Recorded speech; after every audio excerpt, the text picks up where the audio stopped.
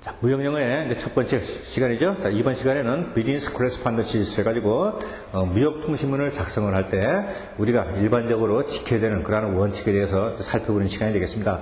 자, 여기서 이제 무역 통신문이다 하는 얘기는 말 그대로 무역을 행하면서 상호 커뮤니케이션의 수단으로서 문서를 작성한다든지 기타 여러 가지 서류를 작성하는 것을 말하게 되는데, 무역 통신문을 이야기할 때 우리가 비즈니스 레터 또는 이메일 그것만을 의미하는 것은 아니고, 바로 무역의 단계에서 이제 파생되는 여러 가지 이제 관련 서류들, 예를 들면 하나증권이라든지 신용장이라든지 또는 매매 계약서라든지 이런 것까지를 통 아울러서 바로 그것을 성사시킬 때 사용하게 되는 이메일 그리고 팩스 이런 것들을 총 아우르는 그러한 개념이다. 이렇게 이해를 해 두셔야 되겠습니다. 따라서 무역통신문이라는 것은 바로 언어와 습관, 문화 이런 것들을 달리하고 있는 다른 나라의 사람하고 이렇게 교류를 하는 그런 통신수단이기 때문에 우리가 지켜야 될 여러 가지 룰이 상당히 많죠. 그래서 국제적으로 통용되는 이런 무역의 그 매너도 지켜야 되겠고, 그리고 모든 무역에 파생되는 이러한 문서에는 권리, 의무, 그리고 법적인 문제 이런 것들이 상당히 많이 게재가 되어 있기 때문에 그것에 대해서 정확히 이해를 하고 또 정확한 국제 관습에 맞게 그 문서를 작성하는 것도 효과적으로 무역 업무를 성취할 수 있는 하나의 또 훌륭한 방법이 되겠다. 자, 그러면은 무역통신문을 이제 대하게 되는 모든 사람들은 바로 무역 관련 업체에 이제 종사하시는 분이 되겠죠. 그래서 아시다시피 이런 사람들은 굉장히 바쁘단 말이에요. 그래서 무역통신문을 쓸 때는 항상 간결 정확해야 된다. 이것이 가장 큰 원칙이 되겠습니다. 그래서 장황하게 글을 쓴다든지 그러면 상대방으로 하여금 그것을 다 읽어보려면 또 시간도 많이 소비가 되고 그리고 상당히 심적인 부담을 일으키게 되죠. 그렇다고 해서 마구막 잘라가지고 또 너무 또 간결하게 쓰다 보면은 전해야 될 내용을 제대로 전달을 못해가지고 상대방이 파악을 못하게 되는 또 이런 불편함도 따르게 되겠죠. 그래서 문장을 간결하게 하면서도 정확하게 나의 의사를 정확하게 전달하는 것, 이것이 가장 키 포인트가 되겠습니다. 그래서 우리 모니터를 이렇게 보게 되면은 만약에 이제 이메일을 수신했다. 그래서 이것을 이제 열람을 딱 하게 된단 말이에요. 이메일을. 그랬을 때 여러분들은 어떻습니까? 만약에 여러분 친구나 누가 여러분에게 이메일을 보내왔다면은 바로 누구누구에게, 그래서 문장이 계속 이어진다면은 습관적으로 어떻게 됩니까? 바로 여기에 마우스 버튼을 막 굴려가지고 이것이 어디까지 와 있는지를 먼저 파악을 하게 되죠. 이것뿐만 아니라 기타 여러분 동호회 웹사이트에 게시판에 올라가 있는 글을 보게 되면 먼저 클릭을 해가지고 문장이 길다. 그렇게 되면 도대체 이 문장이 얼마나 긴가 하고 습관적으로 이걸 돌리는 그런 버릇이 있게 되죠. 그 책을 봐도 마찬가지예요. 그죠? 어느 한 단락이 길다. 그렇게 되면 뒤로 넘겨가지고 이것이 어디에 끝나는가 하는 것을 이제 보는 것은 거의 이제 본능적인 수단이 되겠는데, 특히 이메일 같은 경우 인터넷을 사용해서 이루어진 이런 커뮤니케이션 툴은 사람들을 상당히 조바심나게 이렇게 만들게 되죠. 본능적으로 이제 빨리빨리 넘기려는 그런 습성이 있게 되는데, 바로 이렇게 이메일이 열렸을 때 쭉 내려가게 되면 쭉 읽어 내려가면서 부담도 느끼게 되고 이제 짜증도 나게 되죠. 마찬가지로 어떤 게시판에 글을 읽을 때 글이 길어지게 되면 사람들은 글이 길구나 그러면 탁 이것을 덮어버린다든지 또는 앞에만 읽고 그 다음에 뒤에만 읽고 이 중간 부분은 안 읽는 경우가 거의 허다하죠. 이거 마찬가지로 상대방에게 우리가 이메일을 보냈도 상대방이 그걸 봤을 때 너무 길면은 제대로 내용을 파악하려고 하지 않고 대충대충 보게 된단 말이에요. 그래서 가장 효과적인 것은 이메일을 이제 클릭을 했을 때 바로 한 모니터 안에 전체의 문장이 한눈에 딱 들어오게끔 간결 명확하게 쓰는 것이 가장 중요하다고 하겠습니다. 그래서 이러한 원칙을 지켜야 되는데, 그러면 이메일뿐만 아니라 통상에 우리가 비즈니스 레터를 구성하게 될 때 여기 이제 dear 하고 인사말이 나가게 되고 살루테이션이 나가게 되고 그 다음에 문장이 이렇게 시작이 되는데, 그러면 이렇게 간결 정확하게 쓰려면 어떤 원칙을 지켜야 되느냐. 그래서 하나의 단락들이 이렇게 5개의 단락으로 되는 것이 가장 효과적이다. 그래서 5개의 패러그래프로 문장을 구성을 해라. 그럼 여기에 이제 thank you for your email로 해서 쭉 나가게 되고, 그 다음에 밑에는 이제 매진말이 나오게 되죠. we are looking forward to 어쩌고저쩌고 해서 서신을 받을 것을 기대합니다. 이런 내용이 들어가고, 그러면 이제 나머지 2, 3, 4에서 3개의 단락이 남게 되죠.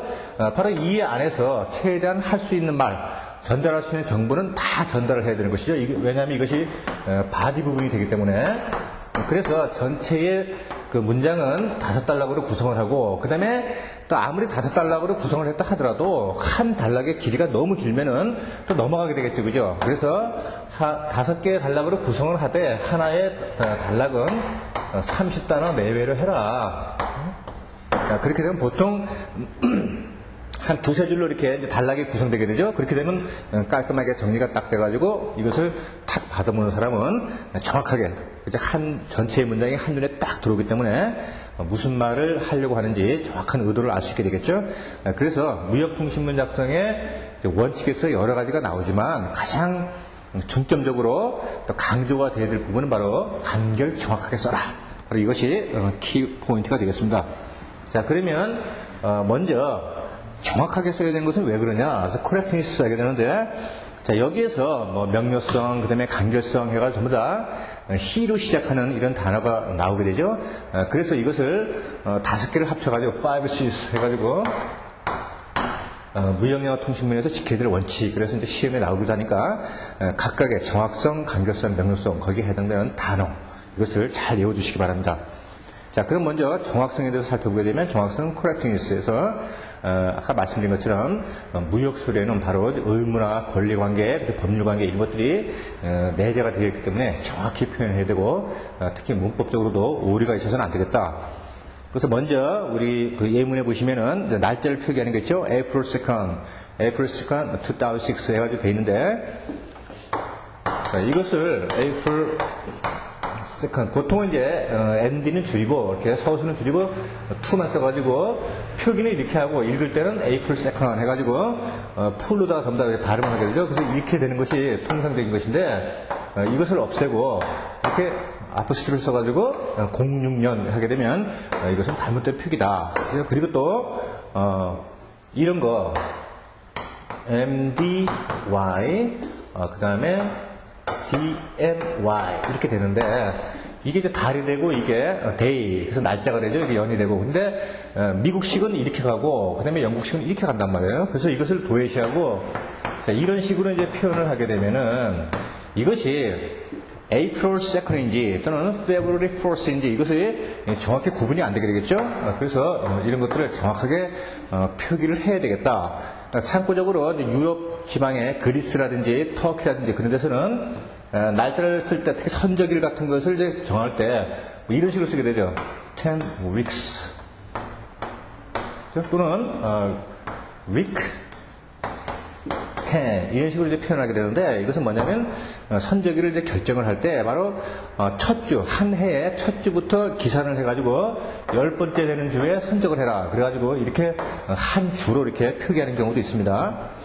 그 다음에 우리 영국식 같은 경우는 처음에 날짜가 먼저 나오죠. 그래서 the 2nd of April, 뭐 2006, 2005 이렇게 표기를 하게 되는데 의외가 또 하나 있죠.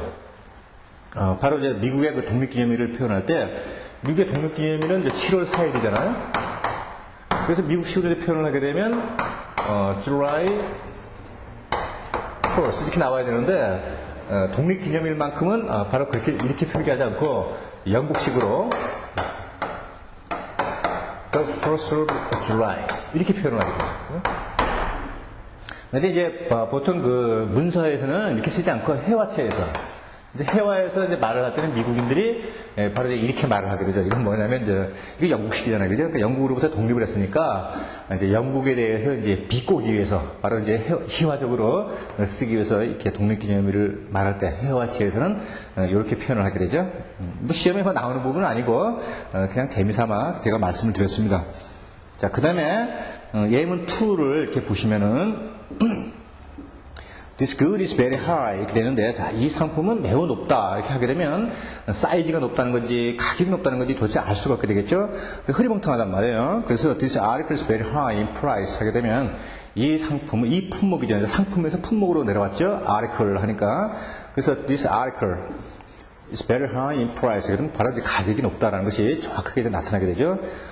그래서 우리 그 상품을 표기할 때 이제 자주 쓰이는 것을 보게 되면 처음에 이제 프로덕트 이렇게 되면 이것은 이제 제품이라는 것이고 바로 이제 한 회사에서 생산되는 모든 제품을 말하게 되죠.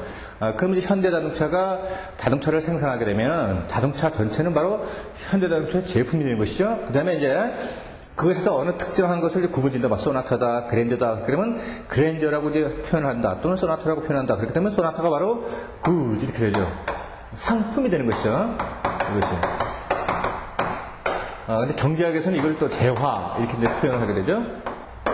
네, 그 다음에 여기서 이제 그 소나타라고 해서 다 같은 소나타는 아니죠. 뭐 1800cc, 2000cc, 그 다음에 또 여러 가지 또 옵션에 따라서 다른 모델로 나오게 된단 말이에요. 그때 나오게 되는 게 뭐 article 또는 여기 이제 item 이렇게 나오게 돼요. 그러니까 상품에서 세분할 때 이렇게 나오게 되고 이건 이제 품목이라고 그러죠. 이건. 품목. 근데 이제 품목에 따라서 이렇게 세분화되고, 그 다음에 각각의 품목에 따라서 이제, model. 되겠죠? 그래서 모델 넘버, 이렇게 이제 이런 순서대로, 상품을, 이제 명세를 작성할 때 이렇게 하게 되는 것이 이제, 보통적인 그 원칙이 되겠습니다.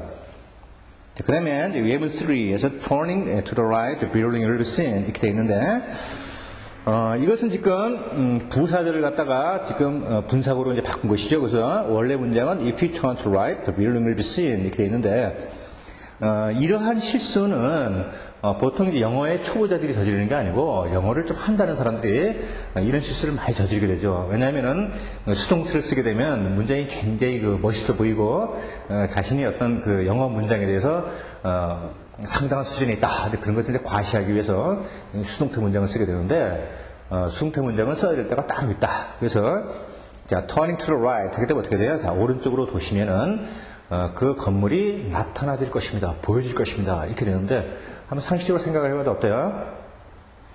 모퉁이를 돌아서게 되면은 내가 그 건물을 보는 것이지 그 빌딩이 나한테 보여지는 것은 아니죠. 그죠? 그러니까 바로 이럴 때는 수동태를 쓰게 되면 굉장히 어색하니까 올바른 문장은 turning to the right, you will see the building 이렇게 표현을 해야 자연스러운 흐름이 되겠고 좀 이따가 수동태에 대해서 이제 배우시게 되겠지만 수동태는 가급적이면 그 불특정 다수 그 다음에 공공성 이런 것을 띄는 곳에만 표현을 하고 가급적이면 비즈니스 앱스라든지 이럴 때는 제한을 해두는 것이 좋다. 왜냐하면 그 수동태 그 자체가 상당히 명령적이고 그다음에 이제 권위적으로 이렇게 들리기 때문에 많이 자제하는 것이 좋겠습니다.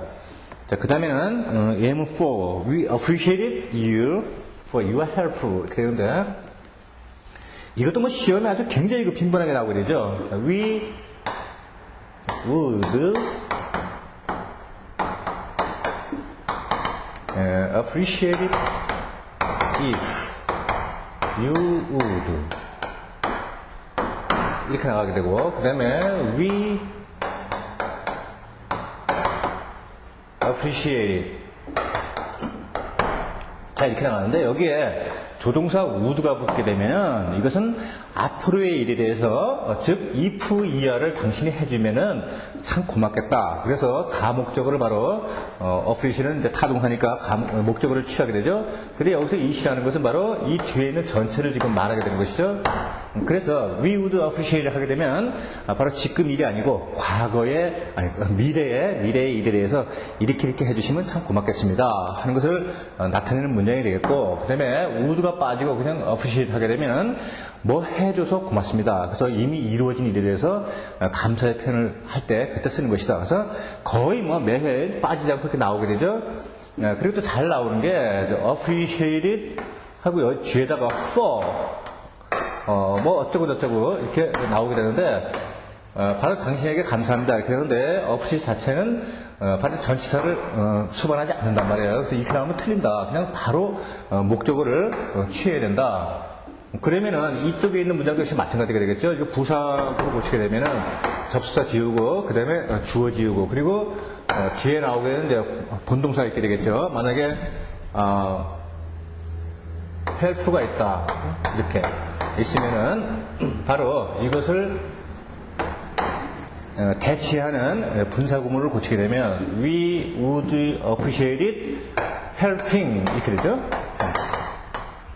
이렇게 되면 이제 분사구가 마치 동명사의 역할을 해가지고 대체해주는 이제 그런 역할을 하게 되는데, 자 어쨌든 가장 중요한 것은 would가 있느냐 없느냐, 그 다음에 appreciate 뒤에 전치사가 왔느냐 목적어가 왔느냐, 이것이 가장 키포인트라고 하겠습니다. 자, 그 다음에 명료성에서 clearness가 있게 되는데, 바로 한 번에 그 문장을 봐가지고 정확하게 전달을 해야지, 흐리멍텅하게 전달해가지고 무슨 뜻인지 애매모호하게 표현을 하게 되면 상대방으로 하여금 혼돈을 불러일으킨다. 자, 그래서 obscure A문의 1을 보시면 you have your recent order 돼 있어요, 그죠? 자, 최근에 주문을 잘 받았습니다 하는 얘기인데, 이것이 하나의 주문만 있다면은 뭐 별 문제는 아니겠지만은 상대방이 굉장히 자주 주문을 많이 하는 그런 입장이다. 그렇게 되면은 recent order 그러면 도대체 언제 걸 말하는 건지, 어제 걸 말하는 건지, 3일 전 거를 말하는 건지 도저히 알 수가 없게 되겠죠. 그래서 이것을 다시 클리어하게 이렇게 표현을 해보면, If your order number 67 of June 27, 2004, our election items 에서 바로 2004년 6월 27일 날 기아의 오더를 잘 받았다 하게 되면 바로 날짜까지 명기되어 있고, 그 다음에 어떤 제품에 대한 것인지도 나와 있기 때문에 상대방이 정확히 이제 파악을 할 수 있겠죠. 그 다음에 이제 가장 대표적인 흐리멍텅한 obscure 애매모호한 문장을 보게 되면 Mr. Smith wrote to Mr. Park that he had accepted his proposal 이렇게 있어요. 자, 그러면 앞에 지금 주제를 보시면은 Mr. Smith하고 Mr. Park하고 두 명이 나온단 말이에요, 그죠? 근데 대절 뒤에 보면 he하고 또 목적격 his proposal 이렇게 된단 말이에요. 그러면 his하고 he가 도대체 앞에 있는 Mr. Smith인지 Mr. Park인지 알 수가 없게 되겠죠, 그죠?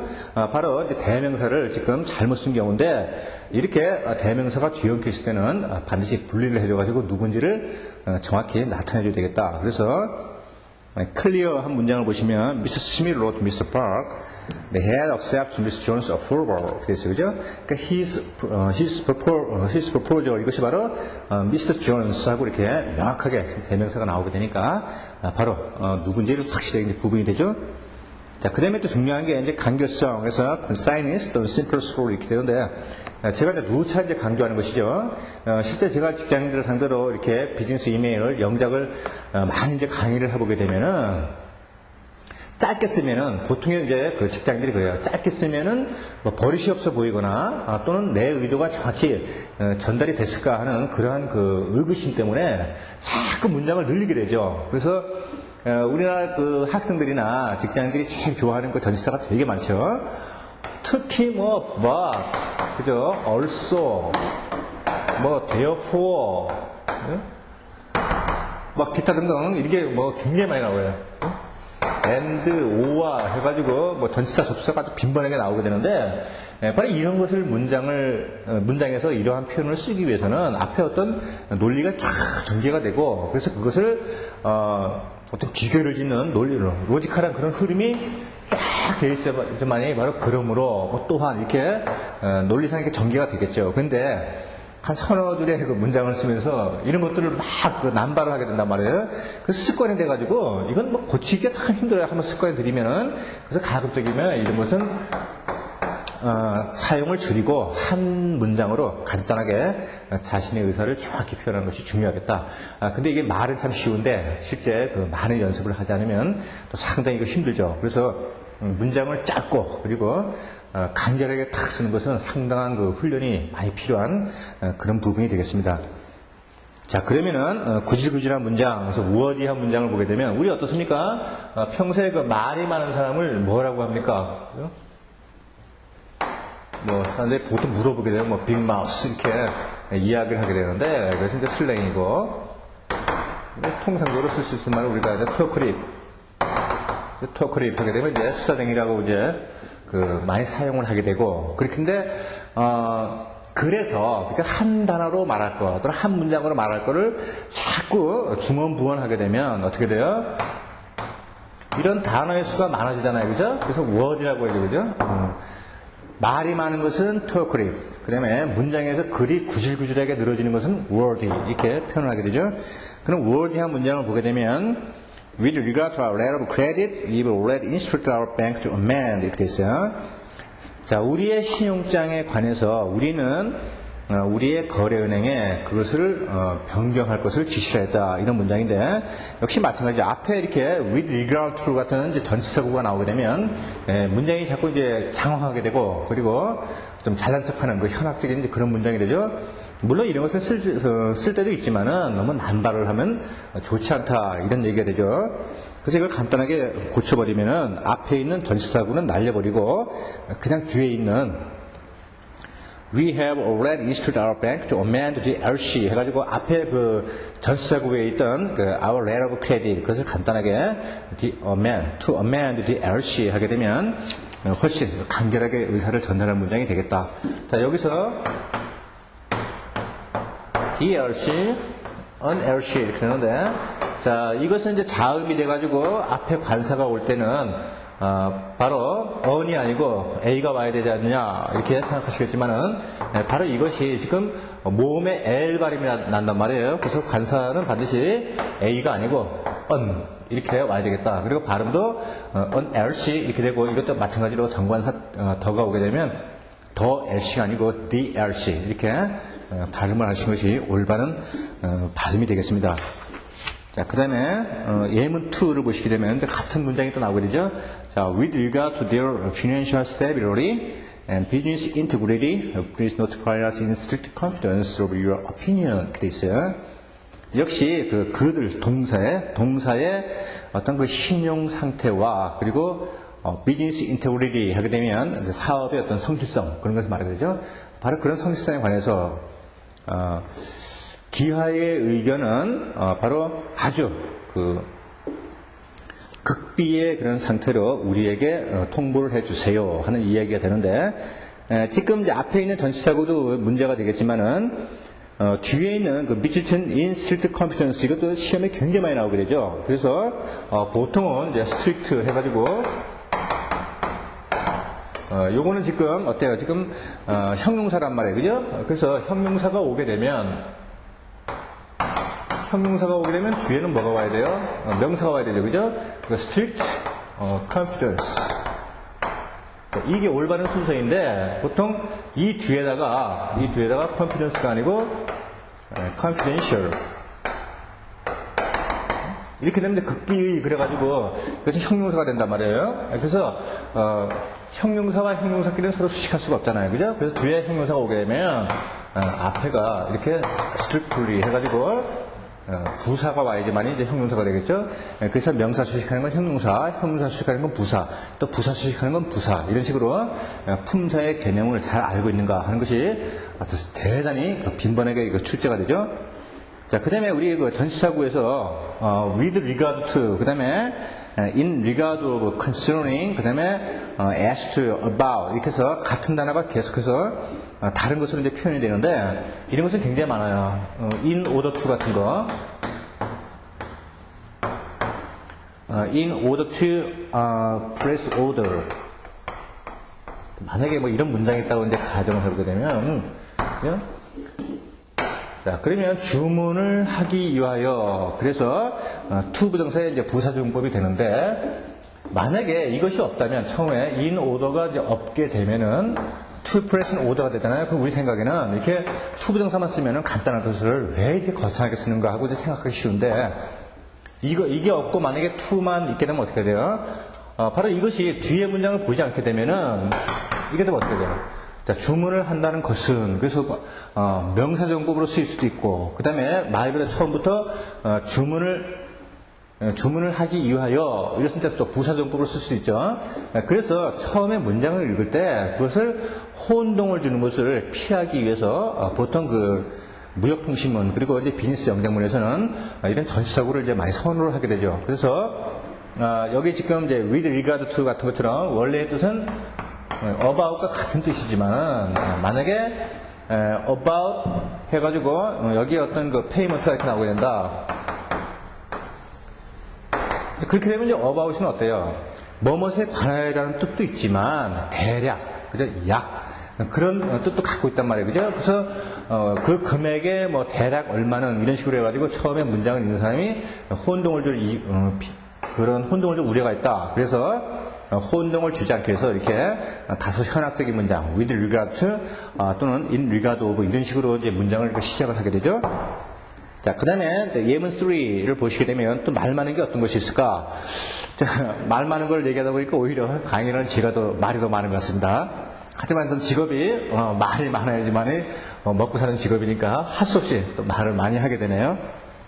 자, 예문 3를 보시면 또 말 많은 거 보시면 in reply I wish to state that we shall be glad to send you a copy of our booklet KE-PDP-TV in compliance with your request. 그래서 그 문장 자체는 참 그 멋있는 문장인데 바로 그 너무 멋있게 쓰려고 하니까 굉장히 구지구지해졌죠. 그래서 답장으로서 we wish to state 다음과 같이 말씀드리고자 합니다. We shall be glad to send you a copy of our booklet. 그래서 이제 부클릿은 이제 팜플렛 같은 거죠. 작고 페이스가 얼마 안 되는 걸 말하게 되는데, 그래서 지금 KPTV에 대한 어떤 그 소개 책자를 한 부 보내드리기 위해서 무척 기쁘게 생각한다는 것을 알려드리고자 합니다. 아시고요. 그러면은 이것을 받는 사람은 답장인 것을 이미 알고 있고, 그 다음에 이렇게 또 기쁘다는 표현에서 wish to state 해가지고 또 거창하게 이렇게 일부러 미사역을 동원해서 쓸 필요는 없겠죠.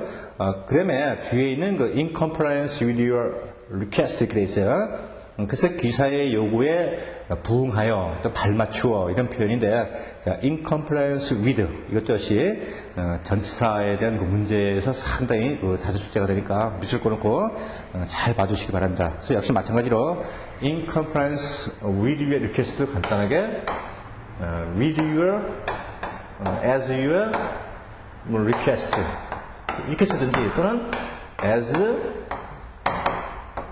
request 쓰게 되면 간단하게 지금 표현이 되죠. 자, 그 다음에 예문을 또 보시게 되면 you are pleased to inform you that we will send you two copies of our invoice 돼 있어요.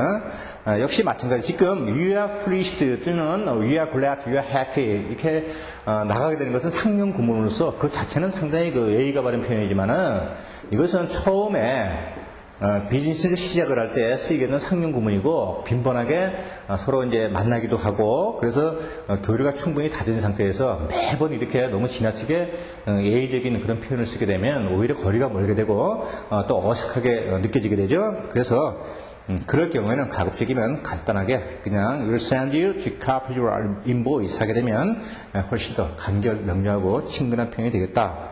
자, 그 다음에 또 중요한 게 완비성이 있어야 되는데 계속해서 이제 비슷비슷한 얘기가 되겠지만은 바로 간략하게 쓰면서도 너무 축약을 해가지고 정보를 빠뜨리는 우를 범하지 마라. 바로 그것이 이제 가장 그 강조되는 부분이 되겠는데, 그럼 예문을 보시면 poor 빈약하다 이거죠. 정보가 이제 빈약하게 전달되었다 이런 얘기가 되는데, 자, shipment it will made in due course. 자, due course 하게 되면 바로 예정대로, 그죠? 계획대로 뭐 진행이 되고 있다 하는 의미를 쓰이게 되는데, 선적이 계획대로 이루어질 것입니다. will be made 또는 뭐 will be done 또는 will be shipped 이렇게 쓰게 되는데, 이렇게 쓰게 되면은 그 상대방은 정확한 그 선적 스케줄을 파악하기가 좀 애매하겠죠. 그래서 완벽하게 이제 고쳐보게 되면 Your order for 50R MP3 player will be shipped at the end of this month. 그러면 바로 이달 말, 그죠? 50R형 MP3 플레이어가 선적이 될 것입니다. 하게 되면 바로 상대방은 바로 이달 말에 선적이 되니까 다음 달 초에는 올 수 있겠구나 해가지고 그것을 수배를 해서 이제 인도할 수 있는 또 준비를 하게 되겠죠. 그래서 you can receive them all next month 해주게 되면 훨씬 친절하고 그리고 다정다감하다는 그런 인상을 주게 되고 따라서 상대방은 이러한 스케줄에 의해서 또 움직일 수 있게 되니까 훨씬 효율적인 문장이 되겠다. 자, 그 다음에 또 다른 그 완비성이 결여된 문장을 보게 되면 poor에서 please send me to pair footwears for customers at an early date 이렇게 있어요. 그래서 신발 2컬레를 우리에게 보내줘라. at an early date 해서 조속히 이제 보내달라 이런 얘기가 되는데, 이것도 마찬가지예요. 지금 신발 2컬레를 보내달라 그러는데 그것이 누구를 위한 신발이고 사이즈는 어떻게 되는지 그것이 지금 정확히 나와 있지가 않죠. 상대방이 상당히 혼동하게 만드는데 그러면 정확하게 충분한 정보 전달을 위한 문장을 보게 되면 Reach Sammy by express manner or pair of children's footwear size 7.5 star 1 and B model listed in your catalog 이렇게 있어요. 자, 귀사의 카탈로그에 등재되어 있는 117B번 모델, 그 다음에 7과 2분의 1인치 어린이용 신발 한 켤레를 이제 보내주세요. 그것도 특성으로 보내달라. 이렇게 해서 상대방으로 하여금 무엇을 해야 될지를 정확히 지금 알려주고 있죠. 자, 여기서 우리가 눈여겨봐야 될 게 이제 바로 분수를 읽는 것인데, 2분의 1은 뭐 half로 보통 이제 읽게 되고, 원래는 이제, 1 second 해가지고 보통, 위에 분자를 읽고, 분자, 그 다음에 이제 분모, 이런 식으로 표현을 하게 되죠. 자, 그러면 3분의 1 같은 경우는 이제 어떻게 될까요? 이것은, 자, 1/3 이렇게 되죠. 그런데 여기서 이제 중요한 것은 뭐냐면 3분의 1을 우리가 읽을 때 이제 단복수의 문제가 걸리게 되죠. 여기서 3분의 1이라는 것은 3분의 1 더하기 3분의 1 이렇단 말이죠. 근데 여기서 보게 되면 3분의 1은 1/3라고 했지만 이렇게 3분의 1이 두 개가 모이게 되면 분수지만 이것이 복수가 된다. 그래서 읽을 때뿐만 아니라 표기할 때도 반드시 복수로 표기된다, 그죠? 바로 3이 지금 두 개가 모였단 말이에요. 그래서, 1/3가, 이거 죄송합니다. 1/3가 아니고, 2/3. 그래서, 반드시 이 뒤에다가 복수를 붙여야 된다 하는 거, 아울러 잘 기억을 해 주시고요. 자, 그 다음에, 예, 그래서 courtesy, 이렇게 되는데, 바로 그 국제 비즈니스에서 사용되는 그런 레터이기 때문에 이제 얼굴을 대하지 않고 이 레터를 이제 구사하게 된단 말이에요. 그래서 특히 직장인들 같은 경우는 내가 그 레터를 쓸 때는 항상 회사를 대표한다 이렇게 생각을 해 주셔야 되겠습니다. 왜냐하면 우리가 회화를 할 때 뭐 전화를 한다든지 또는 직접 만나서 이야기를 할 때 뭐 버벅거리고 해가지고 잘못했다 하더라도 그것에 대해서 지나가 버리면 또 잊어버리게 되고 그리고 설령 거기서 잘못 말했다 하더라도 나중에 뭐 딱 잡아떼버리면 상대방은 알 수가 없잖아요. 그죠? 그렇지만 이메일 같은 건 어떻습니까? 팩스나 이메일로 의사소통을 하게 되면 바로 여러분이 보낸 그 이메일은 상대방의 서버에 기록이 되고 항상 그것을 열람하고 또 출력해서 볼 수 있다는 사실을 항상 기억에 남기셔야 되겠습니다. 그래서 아주 그 조악한 그런 문법도 엉망진창의 이런 레터를 보내게 되면 상대방으로 하여금 상당히 그 조소와 그 경멸의 대상이 되죠. 이것은 마치 여러분들이 지금 초등학교나 중학교 때 썼던 그 일기장을 탁 꺼내가지고 이제 보게 되면 어떻습니까? 그 내용의 유치함 그리고 뭐 기타 그 옛날의 추억 때문에 이제 웃음을 탁 이렇게 머금게 되는데 바로 이제 그런 것과 똑같은 느낌으로 이제 보시면 되겠습니다. 그래서 내가 쓴 이메일은 항상 상대방에게 저장이 돼서 열람이 될 수 있다. 그런 것을 늘 기억해 두시고 아주 그 정확한 문체라다가 써야 되는 것도 중요하지만 바로 예의를 잘 지키는 것도 잊지 말아야 되겠다. 자, 예를 들면 이런 문장을 줄 수 있겠습니다.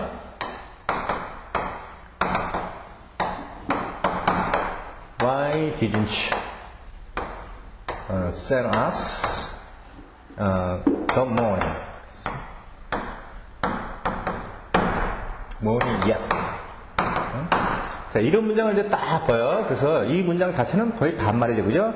너 왜 아직까지 그 돈을 나한테 안 보내는 거야? 이렇게 따지는 문장인데, 제가 직장인한테 영작을 이런 비슷한 그 한국말로 과제를 해주고 한번 영작을 해봐라. 그러면 이렇게 쓰는 사람 되게 많아요. 그래놓고 그러면 네가 한번 이것을 해석을 해봐라. 그러면 또 해석은 또 그럴듯하게 합니다. 왜 기사는 당사에게 그 대금을 결제하지 않는 것입니까? 하고 영어로 쓰여진 문장하고 자기가 해석하는 것을 완전히 정반대의 개념으로 해석을 하는 그런 것을 제가 참 많이 보게 되는데 막 이렇게 쓰게 되면 이제 받을 돈도 못 받게 되죠. 그죠? 상대방을 굉장히 불쾌하게 한단 말이에요. 거의 반말에 가까운 그런 말이 되죠. 그래서 뭐 이런 것들은 어떻습니까? 그냥 최소한 뭐 이 정도만 써도 그죠? We hope to receive 뭐 이렇게 하든지 그죠? 아니면 더 점잖게 we are wondering if you overlook the balance 그죠? the balance 이렇게 해서 혹시 그 기사가 우리한테 결제할 것을 깜빡하신 것은 아니지요? 혹시 잊고 계신 것은 아닌지요? 그것에 대해서 참 궁금합니다. 뭐 이 정도로 해둔 것이 훨씬 그 격조 있고 그리고 매너 있는 그런 문체가 되겠죠? 이런 거하고 이제 비교를 해보게 되면 하늘과 땅 차이죠, 그죠? 이렇게 쓰게 되면 그나마 발등을 못 받고 그리고 상대방의 감정을 상하게 해가지고 오히려 일만 그르치는 결과가 된다.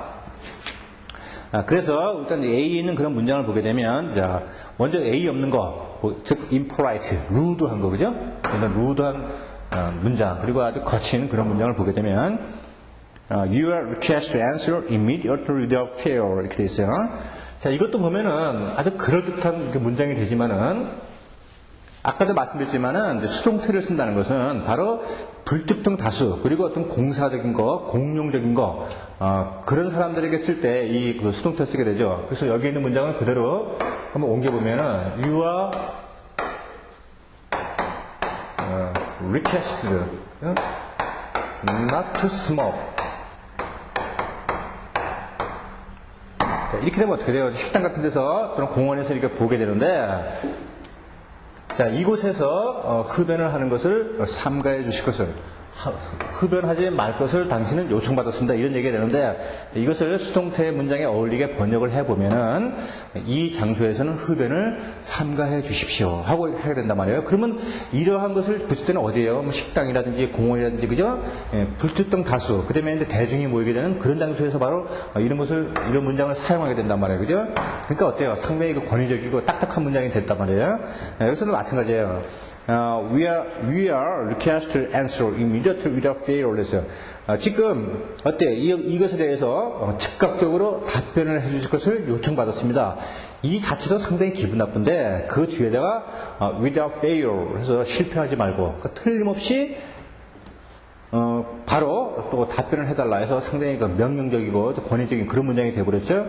그래서 이것을 점잖게 매너 있게 고쳐보면은 Your prompt answer would be highly appreciated. 그래서 신속한 답변 주시면은 대단히 감사하겠습니다. 하고 위에 있는 문장하고 비교를 해보면 확연히 차이가 나죠.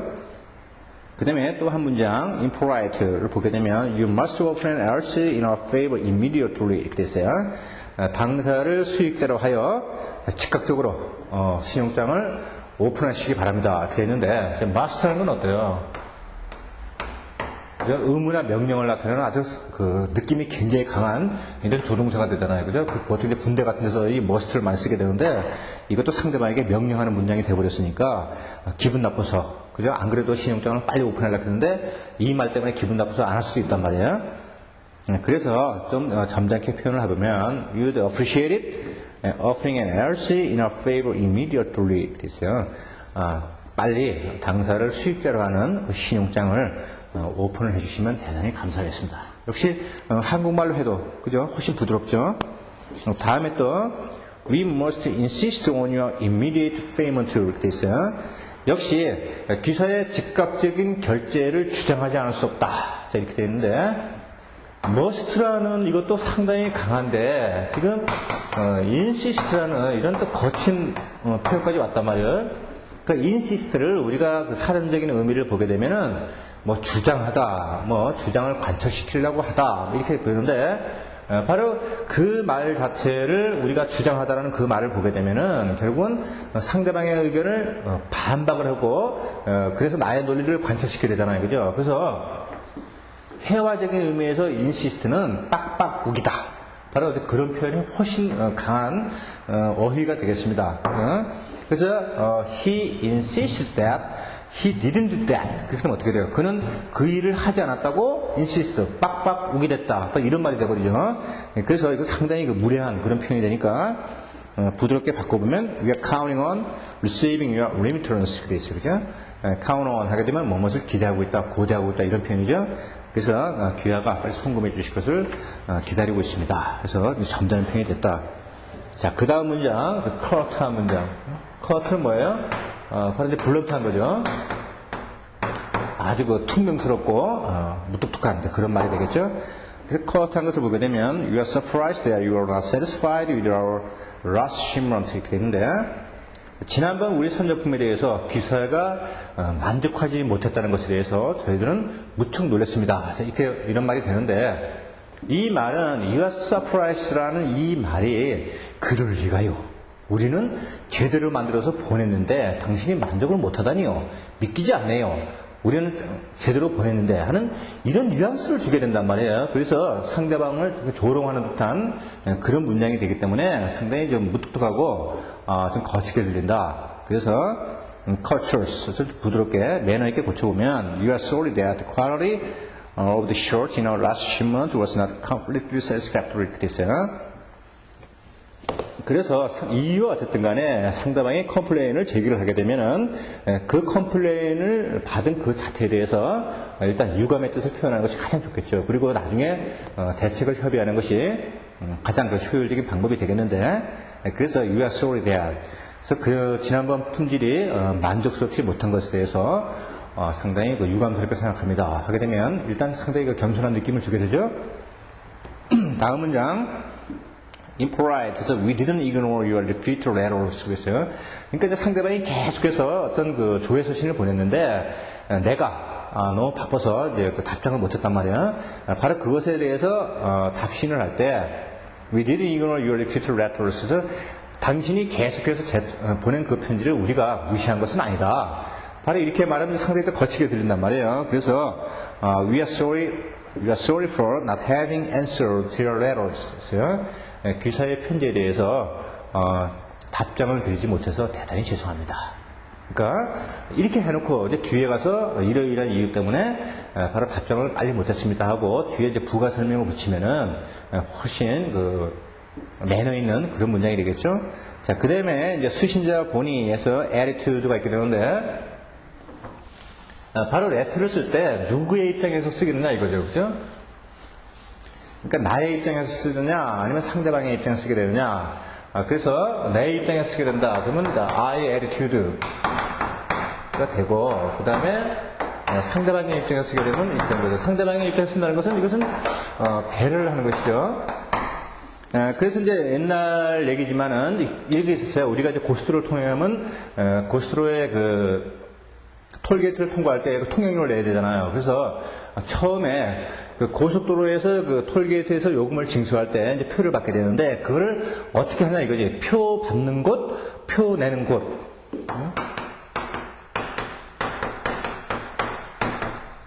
그 다음에 표 내는 곳. 이것에 대해서 아주 한동안 굉장히 그 논란이 많았어요. 소비자들 입장에서 그 고속도로를 주행하는 사람들의 입장에서는 바로 우리가 그 통행세를 낸 것을 가지고 고속도로를 앞으로 보수 관리할 건데 건방지게 말이지 표 내는 곳이 뭐냐 이거지, 그지? 우리한테 시킨다 이거죠. 그래서 그때 처음에는 표 내는 곳 이렇게 돼 있었어요. 이것이 뭐예요? 표 내는 곳이 바로 나의 입장에서, 그죠? 나의 입장에서 나한테 받는 거란 말이에요, 그죠? 근데 여기서 표 받는 곳 하게 되면 자신을 낮추는 것이죠, 그죠? 그래서 이것을 지금 없애고 지금 어떻습니까? 표 받는 것 일어났죠, 그죠? 제가 당신에게 받습니다, 그죠? 네가 나한테 내는 것이 아니고 해서 처음에 초기에는 이렇게 되어 있었는데 지금은 표 받는 것으로 이렇게 바뀌게 되죠. 바로 이것이 바로 나의 입장에서 쓰느냐, 너의 입장에서 쓰게 되느냐, 바로 어떤 입장을 견지하느냐에 따라서 바로 문맥이 이제 달라지게 되겠죠. 자, 그러면은 상대방의 입장에서 쓰게 된다는 것은 상대방의 입장을 충분히 배려한 상태에서 쓰게 된다. 그러니까 훨씬 친절하게 들린다. 자, 그러면은 예문을 보시면 I attitude에서 I'll dispatch your camera promptly 이렇게 됐어요. 즉각적으로 내가 즉각적으로 기아의 그 카메라를 발송할 것입니다. 이렇게 됐어요. 그죠? 그럼 뒤집으면 어떻게 돼요? 기사는 바로 기사의 주문품을 즉각적으로 받게 되실 겁니다. 이렇게 되겠지, 그죠? 상대방의 입장에서 쓰게 되면 그래서 your camera will reach you promptly 이렇게 되죠.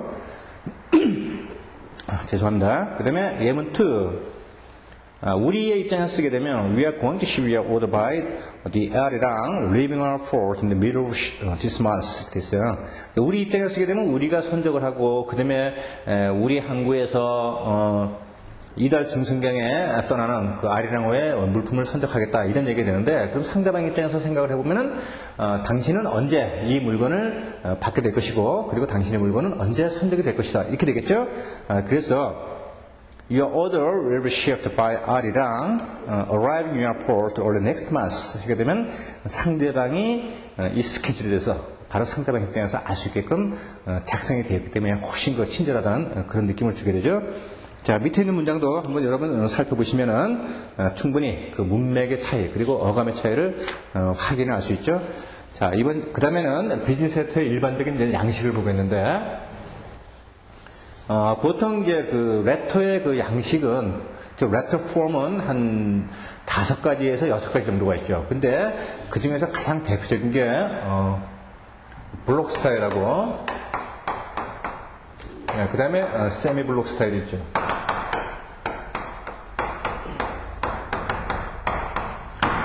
블록 스타일은 우리 그 교재에서 보시다시피 이쪽에 상호를 나타내는 레터 헤드, 그 다음에 인사이드 어드레스, 데이터 어텐션 라인 이런 것들이 이렇게 옆으로 쫙 이렇게 나열된 거, 이것이 바로 영국식의 블록 스타일이 되겠습니다. 그래서 블록 스타일은 바로 이쪽에 한쪽으로 딱 치우쳐서 표기를 하게 되는 거, 이것이 영국식이 되겠고, 바로 미국식은 이제 지금 현대 그 레터를 쓸 때 가장 이제 많이 사용하게 되는데, 바로 레터 헤드가 이곳에 위치를 하고, 그 다음에 인사이드 어드레스가 여기 오게 되고, 교재를 보시면 나와 있죠. 그래서 바디가 여기에 해당이 되고, 그 다음에 여기에 이제 뭐 살루테이션 그리고 또 서명 이런 것이 들어갈 것이 일반적이다. 그래서 과거에 그 대영 제국 시절에 그때는 바로 이제 무역이라는 것을 그 영국의 그 귀족들이 어떤 그 선장을 이제 고용을 해가지고 이루어지는 그런 형태가 되었기 때문에 그 귀족들은 어떻습니까? 상당히 그 격식을 좋아하게 되잖아요, 그죠?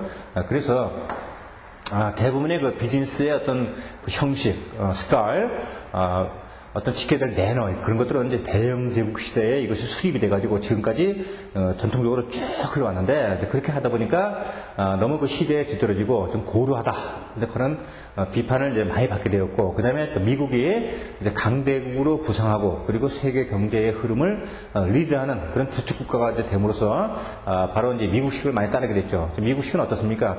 미국 사람들이 그 기질이라는 것이 굉장히 그 합리적이고 어떤 거 실용성을 추구하는 그런 이제 민족성을 가지고 있잖아요, 그죠? 그래서 그러한 흐름에 따라서 바로 이렇게 영국식의 귀족 스타일의 그 레터 폼도 많이 변모를 해가지고 현재 미국식의 그 세미 블록 스타일의 대체적인 그 대세를 이루고 있는 흐름이다, 이렇게 이제 보시면 되겠습니다. 특히 시험에서는 바로 이것이 이제 배열되는 그런 순서를 이제 묻게 되죠. 그래서 뭐 subject line은 어디에 오게 되고, salutation은 어디에 오고, 그 다음에 inside address는 또 어디에 배치되느냐 해서 2가지 스타일을 이제 비교하는 그런 문제가 이제 나오는 것이 아주 빈번한 출제 방식이 되겠고요. 그 다음에 무역통신문에 이제 구성 요소가 있게 되는데, 무역통신문을 쓸 때 필수적으로 들어가야 될 것이 있고, 그 다음에 필요에 따라서 들어갈 수도 있고 뺄 수 있는 임의적인 요소가 있단 말이에요. 그래서 이제 살펴보게 되면 필수적으로 들어가야 되는 것은 이 레터를 작성한 사람이 소속되어 있는 회사, 즉 상호가 되겠어요, 그죠? 그래서 이것을 이제 레터 헤드라고 그러죠. 그래서 뭐 삼성, 뭐 여기 이제 쭉 들어가게 되죠. 보통 여러분들이 회사에서 보면은 이제 기한서라든지 또는 팩스라든지 이런 거 보면은 미리 이것을 이제 인쇄를 한 것을 쓰게 되죠. 그래서 여기에 이것은 필수로 와야 되고, 그 다음에 이쪽에 데이트 라인이 오게 되죠. 이것도 이제 꼭 와야 되고, 근데 이 위에 보면 reference number 되어 있죠. 바로 이것은 뭐냐면 이 편지를 이제 보존하고 관리하기 위한 기록용으로서 그냥 1년 번호를 이제 매기게 되는 것이죠. 근데 이것은 필수사항이 아니라는 것이죠. 그래서 우리 레터를 보시게 되면 무역통신문의 구성 요소에서 흰 칸, 그 다음에 회색 칸 이런 식으로 지금 인쇄가 되어 있는데, 바로 이제 회색으로 채워진 칸은 레터에 있어 반드시 있어야 되는 필수 요소이고, 그 다음에 흰색으로 되어 있는 부분은 바로 어떤 부가적인 요소이다, 필요에 따라서 임의로 이렇게 기재할 수 있는 그런 부분이다. 그래서 시험에서는 다음 점 비즈니스 레터에 있어서 필수적인 요소가 아닌 것은 해가지고 바로 회색이 아닌 다른 것들을 또 제시를 하게 되고, 그 다음에 다음 중 비즈니스 데이터에 있어서 필수적으로 기재되어야 되는 것은 해서 이렇게 임의적인 그런 기재 요소를 딱 나열을 하고 그 사이에 필수 요소를 딱 집어넣어서 물어보는 그런 문제가 나오는데, 사실 이런 이렇게 무역통신문의 구성 요소를 물어보는 그 문제는 제가 봤을 때는 그 국제무역사의 영어 시험에는 어울리지가 않고, 그래서 보통 이 그 통신문의 구성 요소를 묻는 문제는 그 상공회의소 주관 무역영어의 상급에서 나오는 주로 문제가 되겠고, 1급이나 2급에서도 거의 나오지 않죠. 상급에서 거의 다루는 그런 그 문제가 되겠습니다. 즉 다시 말해서 어떤 상식적이고 그리고 좀 지역적인 그런 문제가 되겠죠. 자, 이렇게 해서 우리 그 무역통신문의 전반적인 작성 원칙에 대해서 알아봤고, 다음 시간부터는 바로 상용 구문들에 대해서 알아보는 시간을 갖도록 하겠습니다. 자, 강의 듣는다고 또 수고 많이 했습니다.